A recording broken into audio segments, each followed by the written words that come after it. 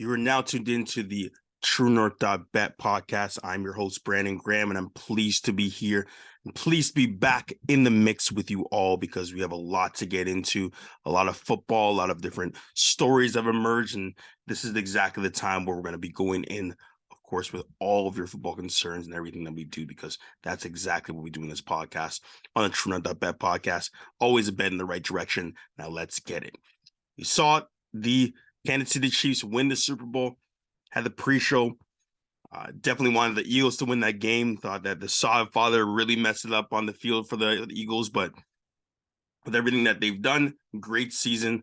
Patrick Mahomes is just bound to be one of the best players in NFL history, and it's just a matter of time until we see that. But he's absolutely incredible, and he absolutely deserves to be with another Super Bowl, be victorious with Travis Kelce, Andy Reid. They just do an incredible job. You have Eric Bieniemy now going to the Washington Commanders, Matt Nagy being promoted to the offensive coordinator. That they're going to struggle and see exactly how much they miss Bieniemy fairly soon, because that's going to be something to definitely unveil and see what goes there. But they still have Patrick Mahomes, still got, of course, Travis Kelce, the offensive line. That Frank Clark might be gone because of his contract negotiations that are going on, but still have a great, formidable defense. I think they're going to be here for a long period of time in the AFC, going up against the Bengals, going up against the Bills, and we'll see exactly what happens. But that's incredible season by them. They beat the odds, getting rid of Tyreek Hill at the start of the year, him signing with the Miami Dolphins, and then, of course, sequentially winning the Super Bowl. So everything they've done the entire year made sense.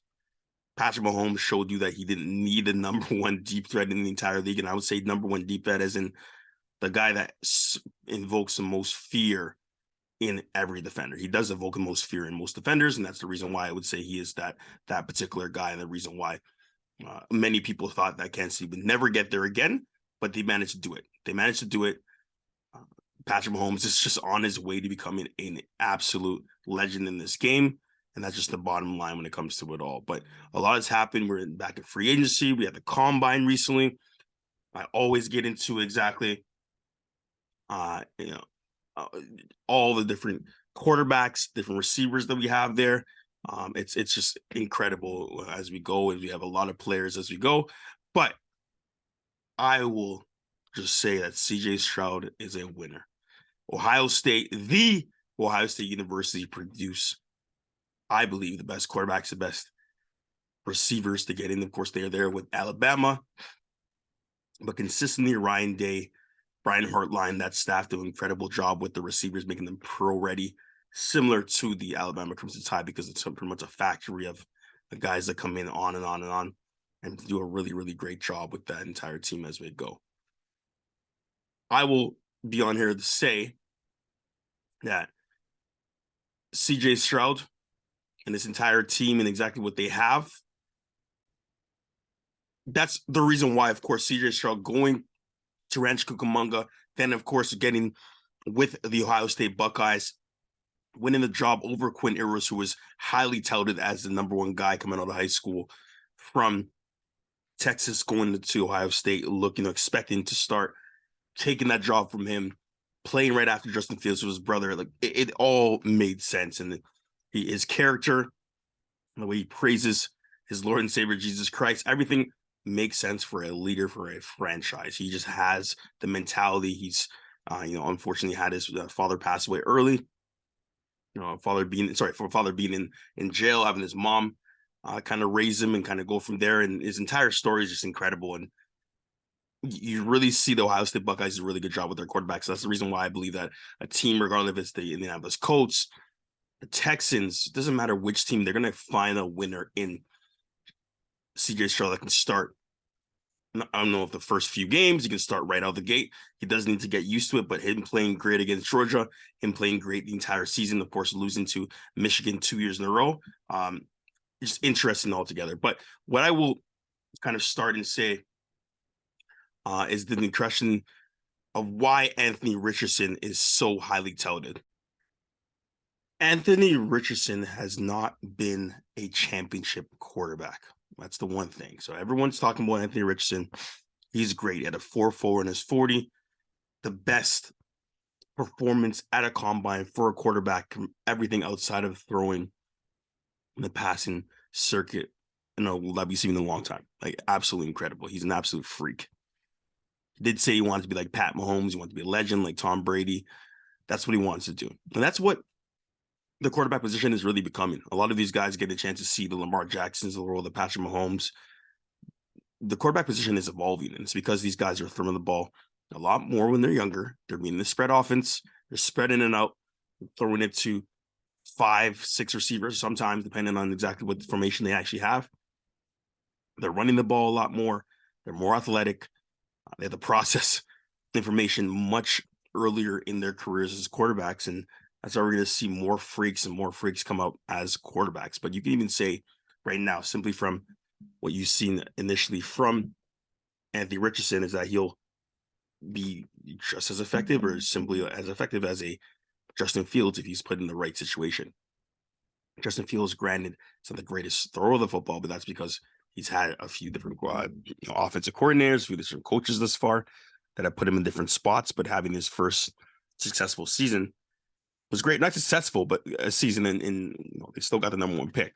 Didn't really do too well, but he himself had games that were good flashes, and they need to put more weapons around him. But all that to say, Anthony Richardson never beat Tennessee. Hendon Hooker and that team beat them. Never beat Alabama. Had a big win against Utah in one of the good games where he looked like an alien. But outside of that, his team very much struggled. The defense struggled. Offensive line struggled. He struggled. He was great behind Emory Jones. Of course, he's way better than Emory Jones last year when he was a true freshman, or even a sophomore. Sorry, a redshirt sophomore. And now him being in the league and taking that time and taking that jump, he's going to be a great project, but he can't be someone that you start initially off the gate. But all of the combine has just become a beauty pageant. You do all these workouts, you do all these things to look great. When you're on the field, unless it's 7-on-7, how are we going to know who these guys are more effective? You're not going to know. Yes, he has a cannon of an arm. He can run the ball. He's a freak athlete. But as you've seen, how many of those freak athlete quarterbacks do make it through time or make it through a prolonged period of time? We're seeing right now Lamar Jackson's having trouble getting securing a contract. Some are even saying he doesn't even have an agent, for goodness sake, saying that his mom is being his agent. It's ridiculous. He lost out on a shoe deal apparently because his mom is his agent. Incredible. I had that, and he's fumbling the bag immensely. And now on, I believe on Tuesday or on Thursday, coming up really soon, the Baltimore Ravens are looking to actually, spend their franchise tag, put their franchise tag on Lamar Jackson. But he's seen these huge, signings happen currently right now in the NFL with quarterbacks. Okay, we're getting a chance to see 4 years, $105 million for Derek Carr to go to the New Orleans Saints. Okay, he didn't take he told his team, Las Vegas Raiders, do not trade me to the Saints. I'm not going to go. You must make sure you release me. They release him, he gets more money. So that's smart on him. Good for him. He's turning 32 years old. He's right in that mix where he's getting paid for generations. This is his great contract. This is probably one of the last contracts he's going to get. And he's signing with the Saints, which is great. Now, who that nation got someone there. I'm going to get into that further. I'm getting into more of that really soon. But as we can see, Geno Smith, another guy getting a huge payday, right? Making more money now than the 10 seasons he was actually in the NFL, okay? $50 million on his new deal this upcoming season. Overall, with the Seattle Seahawks agreeing to a 3-year, $105 million contract for Geno Smith, he's getting paid. That's good leadership. That's good, solid foundation that they're building with Geno Smith right now, because statistically he's had a better year than Russ has ever had with the Seattle Seahawks. And that's a given. He's been more of more of a leader, but he looks as though his teammates like him a lot more than the Russell Wilson, not being that guy that has all the attention on him. He's getting paid. Lamar Jackson's should be a guy getting a max contract, but the Baltimore Ravens are waiting soon to place the franchise tag on the quarterback, which is ridiculous because he should have a huge contract seeing all these guys. And Daniel Jones wants $40 million a year. That will never happen with these two guys. I think Geno Smith's played better than Daniel Jones. I know Geno Smith went to the playoffs, lost in the first round. The New York Giants beat the Vikings in the first round, but the money that's going on right now, it's incredible. Let's see exactly what happens. But Geno Smith getting paid him, that's actually a feel-good story. That's someone I believe that should have got that money about 3 times what he's made in his first 10 NFL seasons in the league. Great comeback story. He never, he didn't write back though. Him getting that money is great for the league, great for the Seahawks. I think they're a great investment for them. I think he's only going to get better. And that's something that I think that will definitely help them going forward to kind of build that foundation with him, because Pete Carroll, him should be a tandem. Pete Carroll, it looks like he's always going to be coaching for a very long time, even though he's been in the league for a long period of time, been coaching for a long period of time. But they hope and pray that Geno Smith can actually bring them back to the promised land again, because it was a very exciting year for the Seahawks this year, given everything they went through with the likes of Russell Wilson. Now getting back to the New Orleans Saints, because we really have to talk about this, okay? With Derek Carr going to New Orleans, okay, him getting paid the amount of money that he's getting paid, right, initially right now, ex-Raider, as you already heard, a deal that's worth up to $150 million over a 4-year span. Last year, one thing that really bothered me with the Saints is the fact that they went away from Jameis Winston. Yes, he got hurt. He was starting for them, but they were winning. They had some losses here and there, but they weren't doing too bad. Then they started Andy Dalton for so many games, even when Jameis Winston came back. Yes, they're paying the money, but to leave Jameis Winston on, I know he throws a lot of picks, but he got LASIK eye surgery. But for them to go away from Jameis Winston in the season as they did, playing Taysom Hill a lot more, losing, not making the playoffs, I think Dennis Allen really dropped the ball with Jameis Winston. There must have been something behind the scenes. I think he got done dirty. I really think that Jameis Winston, especially when he came back, would be a better player than Andy Dalton, but they didn't give him a chance. They just started Andy Dalton. It was just really odd to me the entire year. And he even said himself, doesn't really know why he wasn't being given a chance, but they just fully went in on Andy Dalton. But now Derek Carr going to New Orleans, they get a quarterback that, they really think about it, hasn't been the most efficient, not even the top 5 quarterback in the league. Couldn't play well with Davante Adams in Las Vegas with the weapons they had, with the offensive line that he had.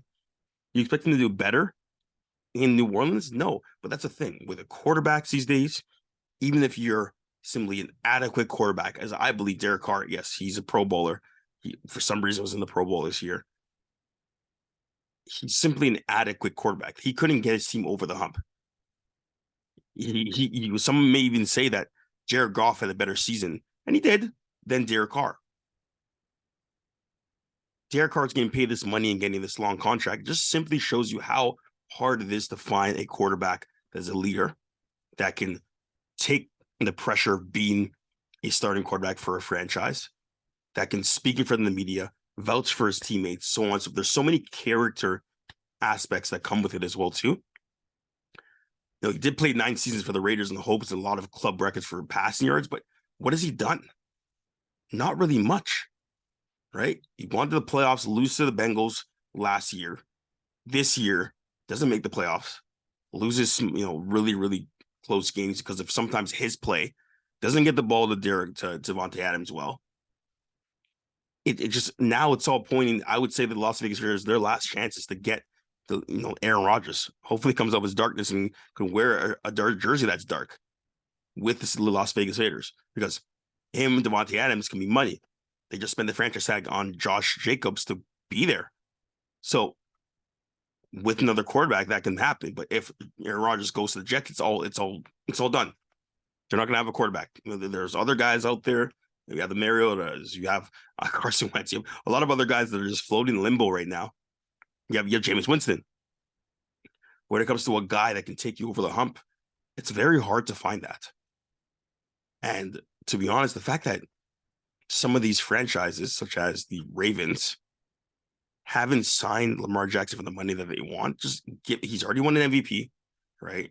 He's already led the league in many different respects when he's in the league. He's already brought your franchise out of the depths of, Of course, he won the Super Bowl with Joe Flacco. He brought that back up. And then you're just going to not pay him.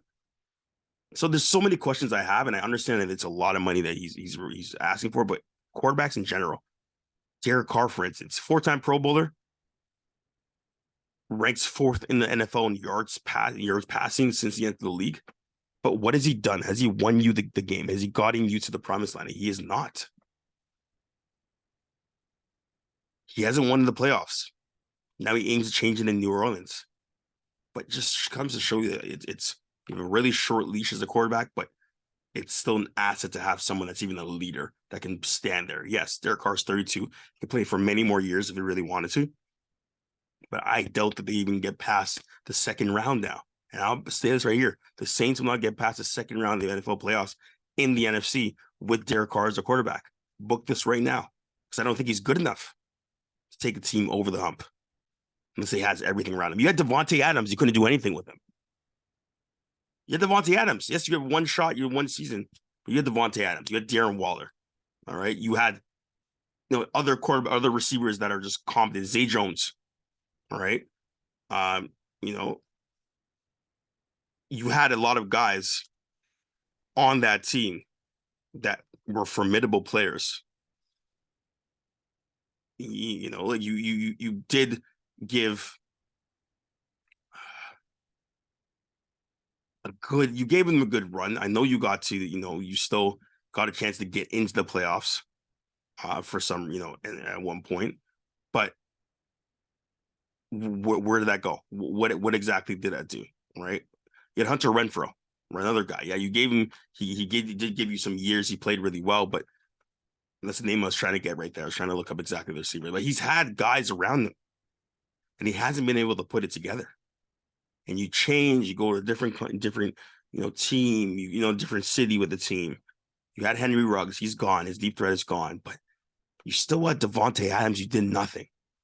So don't give me excuses and tell me that these guys are better than this and they should be earning this much money. If you're a quarterback in the NFL and you start for at least one or two franchises and you do decently, you can get, let's go to get to the playoffs, for instance, you will get $100 million guaranteed over a certain span of time.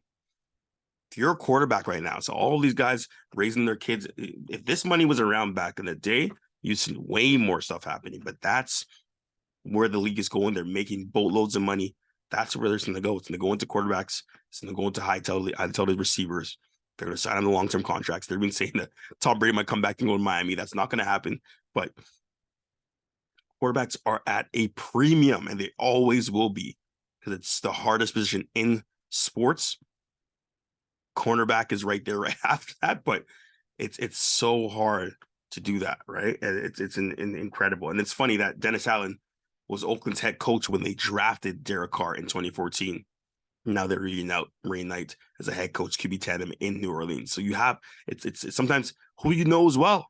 It's who you know as well sometimes. That's worked in Derek Carr's favor. He's finessed the system greatly. I know I'm going into this, but I'll be telling you right now, between Derek Carr and Jameis Winston, of course, Derek Carr's a little bit more athletic. Jameis Winston is not too far off from Derek Carr. Jameis Winston was touted actually to be better than Derek Carr. And now they're going to have to release him and, of course, go through a cap hit, so on and so forth. It's peak. It's incredible what happens here. But getting back to the combine once again, we're seeing great receivers. We've seen great receivers go. We've seen great quarterbacks, of course, there. Stock in the combine is just to see them. And of course, thinking about Bryce Young, for instance, weighed in at 5'1", came in at 5'10", 204. That was the metrics on him. Who knows if he's able to sustain the hits over a long period of time. He's played great, and he's been dicing up with NFL receivers against NFL defenses in Georgia last year, playing well, but still a small guy. He's got to put on a lot of weight, got to get stronger, because an Anthony Richardson type body is what you need. A CJ Stroud type body is what you needed in a franchise quarterback. But teams still don't really, because of his mental, because he's so good at dissecting defenses and understands coverage. Been playing at modern day number one high school team in the nation in high school, winning the championship twice, goes to Alabama, right? Doesn't win the championship, but gets to one, lose the game because, of course, Mechie got injured. Williams got injured as well too. His two ridiculous receivers, and now going to the NFL, going to be in a team that's going to struggle. So, is it even worth taking an Anthony Richardson, for instance, and then just sucking for 3 years and him being a bust ultimately? It really depends on where you land, what situation. As you can see this year, Brock Purdy being with Kyle Shanahan, everything worked out. Everything worked out. So at this point, it's almost as though quarterback is becoming a luxury. It's a luxury, but it can be something that you can really miss out on, because how many guys become bust? So many guys we've seen cannot be NFL quarterbacks. Josh Rosen can't be an NFL quarterback. Zach Wilson has shown he can't be an NFL quarterback thus far until he gets moved. You need multiple opportunities, different teams, different offensive schemes, different offensive philosophy and head coaches and offensive coordinators to be an effective quarterback or player in this league. That's just the bottom line. And unfortunately, some guys just haven't had that. Some guys have left really early because quarterback is such a tough position. The Bengals hit with Joe Burrow because of his mental, because of his confidence he has and the skill. Patty Mahomes, of course, is another guy that's just hit. Josh Allen has his issues in the playoffs. He's shown this year, played really well last year, probably should have won, all right, and played the Bengals last year. Didn't get through this year, played terrible in the snow. It is so hit and miss with these quarterbacks. And you have to be, do your due diligence. Can't just ride on what the media says, because the media right now is saying that Anthony Richardson should be the number one guy. It should be a guy that goes really quick. He hasn't won in the NCAA. He's not going to win in the NFL. You can't win just off straight talent. You need to be smart. You need to be a proven winner sometimes. That's just the bottom line. So a lot of these things, when it comes to drafting, when it comes to even, the free agency market, it really bothers me, really irks me, because these guys have been proving it and they're still getting paid millions, or they still get drafted a lot higher than they should. And then they end up sucking because people don't realize that you have to have a history, a track record of winning before doing it sometimes. Look at all the quarterbacks that have done it. Yes, Patty Mahomes didn't really win too much in college because his defense was trash, but he still put up 63 points. That's why it's so easy for him to put up a lot of points in the NFL. Joe Burrow's been a winner. He won at LSU. Josh Allen, not incredible in college, but working this game improves steadily. Brock Purdy won in college, didn't win too much. Still got pretty far in the Big 12, but he's a winner. He played so many games. Bryce Young's a winner. CJ Stroud is a winner. They didn't win the championship, but they've won a lot of games. Anthony Richardson has not done that. So I'm not coming on here saying I'm a hater of Anthony Richardson. I'm simply letting you know that you can't simply look at the talent and say that he's going to fit right into a team right now, fit right into play against these number one guys. We saw what happened with Malik Willis. Malik Willis struggled, but he wowed in the combine, did everything right. Everyone was raving about him. He gets drafted, fairly high, and can't play with that particular defense, that particular offense. They didn't complete a pass for a long period of time because of the offense he's put in. So it all depends on the scheme. It all depends on where you're put. It's so hit and miss. It's the hardest thing to figure out, probably in sports, when it comes to a quarterback in the NFL. And that's the bottom line.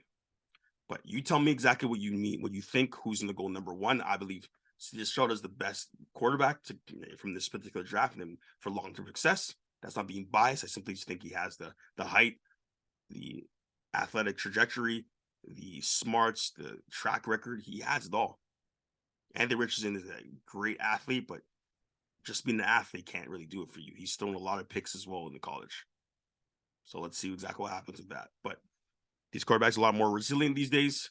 They're more battle tested because they've gone through quite a bit. They've had to stand a test of time a lot of times, or many times. And we'll see exactly what happens. But this is the TRUENORTH.BET Football Podcast with your host, Brandon Graham. It was a great podcast. I want to get into this more. You let me know exactly what you think. But I don't believe Anthony Richardson to be that, drafted in the top 5. But someone will take him in the top 5 because they're desperate to sell tickets. They're desperate to do something. And we'll see exactly what happens. But this is the TRUENORTH.BET NFL NCAA podcast. Keep balling. You already know what